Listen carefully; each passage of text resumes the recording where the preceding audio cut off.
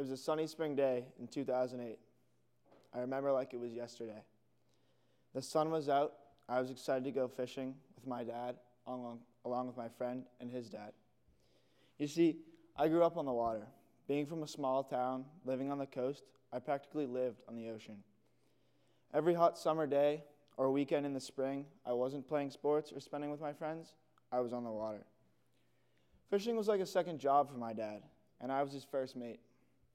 And although that day started as just another fishing trip, it would end up being the worst day of my life. It started out as the perfect day. We were having a blast, catching a lot of fish, living life to the fullest. I couldn't have dreamed of a better start. But as any day does, it was coming to an end. It was time to bring the boat in. We docked the boat, unloaded all the fish we caught that day, and I decided to leave the dock with my friend Tyler and his dad. And my dad, like any other trip, stayed behind to clean up the boat. Little did I know this would be the last time I'd talk to my dad. The man I loved, the man I looked up to, was just taken away from me, just like that. The day that started as the perfect one would change my life forever. After the accident, I was able to visit my dad in the hospital, but I never knew why he wasn't responding. At first, I thought it was just another accident. He's going to be fine like he always was. You see, my dad was a hard-working carpenter and had little incidents all the time. I struggled to really know what was really going on. I was just a young boy. I didn't know any better. Of course, I was scared and confused, but I figured everything would be okay. Turns out, it wasn't. What I'm here to tell you today wasn't what happened that day, but how the worst day of my life has shaped the person I've become. After my dad passed away, all I could think about was how much I was going to miss him, like any other young boy would. All I wanted to do was talk to him just one more time. Night in and night out, I found myself crying in my room, thinking about him. You see, my dad and I had a strong bond. We basically did everything together. From watching the Red Sox games, going to his shop, we did it all. He taught me so many things, like how to be a responsible young man. One thing we really bonded over was sports. He spent hours and hours teaching and practicing with me any sport I wanted. We used to spend countless hours out in the ponds in the winter, in the freezing cold, working on my skating, and when I'd want to quit, he'd push me, only for the better. In the spring, we'd go to the baseball field, and he'd throw me batting practice. Those are the moments I'll cherish for the rest of my life, and where I developed the sports that have gotten me through the toughest time of my life. As time went on after the accident, I was left with a choice. I could stay inside, feel sorry for myself, or get out there and make my dad proud. I know just because he was gone, he wouldn't want me to sit inside and be sad. As a young boy, I had become responsible and independent way earlier than I was ready for. My life truly did change, and I needed to recognize that. My mom was now left a single parent, and I could see that scared her. Obviously, the death of my dad was hard on everyone, but it was now my turn to fill the void he left behind. My life was going to be different. As much as my mom tried to keep things normal, let me do what I wanted, it was just different.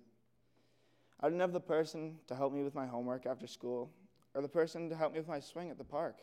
I had to do it all on my own now. That was a challenge I took on, because I wanted to make life as easy as possible for my mom. I needed to be independent and learn how to do things on my own. Although I tried, I still needed the awesome people all around me. I'll never forget the way my Little League team welcomed me back from the games I missed during the accident. Coming back to the team was no easy feat for me. Everyone didn't really know how to react. Kids wanted to talk to me. They didn't know what to say. I didn't let it bother me because all I knew, it was an uncomfortable situation for all of us. During that season, I came back for the playoffs, picked up right where I left off. We ended up making a run and winning the championship. Winning that championship was really helpful for me because it gave me something else to think about.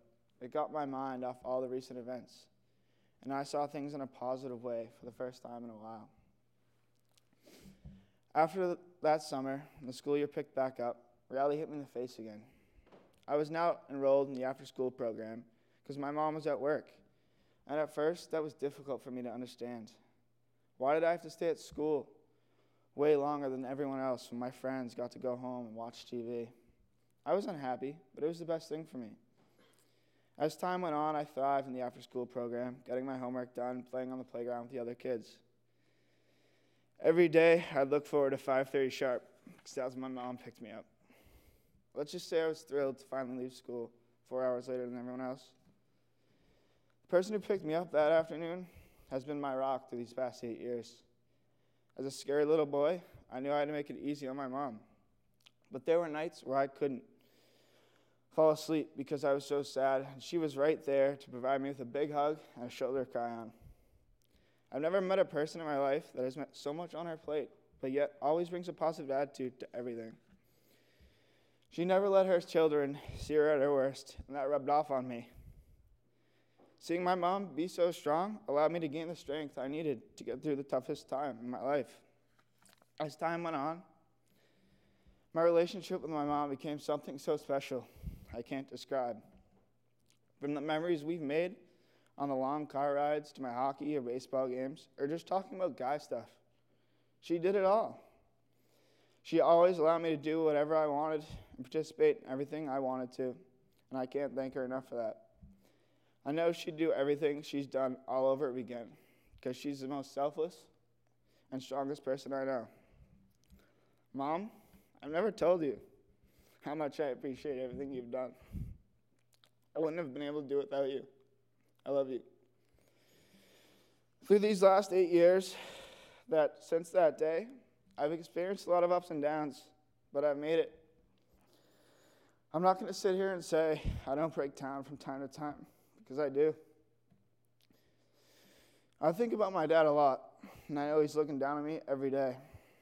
I love to look at old pictures of us and think about the great times we had together at the rink or on the water. I still love to do things we did together. If I could go back to that day, I certainly would, because I'd do anything for one more day with my dad, but I can't. And I do it deep down. My dad's watching over me. I've made him proud. Dad, if you're listening, and I know you are, I love you. Thank you.